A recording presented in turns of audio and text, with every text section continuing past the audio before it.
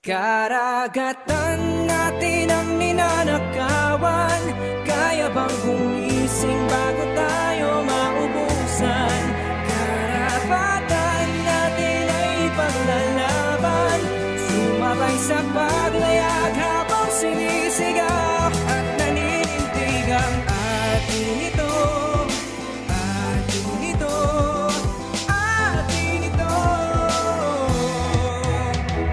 Sariling atin, tila tayo pa nagmamakaawa. Lumalabas tuloy na parang tayong kinakawawa. Sa teritoryo natin mismo napilit inaagaw ng mga Chino na masahol pa sa magnanakaw. Kung hindi maaagapan, baka hindi lang ang dagat sakupin ng mga incheck na walang mga patawad. Nakakatakot, parang hindi ko kayang makita na bumalik yung panahon na dati tayong alila. Kumilos tayo, ilaban ang dapat ipaglaban, katulad ng paglaban ng mga bayani sa bayan na nagbubis ng buhay para lang di tayo masakop. Huwag tayong magpadala sa mga bantak pananakot. Bawiin natin ang atin, huwag tayong papasindak. Bandang huli, alam kong sa atin din huling palakpak. Mahal kong Pilipinas, ayan dakit ang ipaglaban. Itataya ko pati buhay ko kung kinakailangan.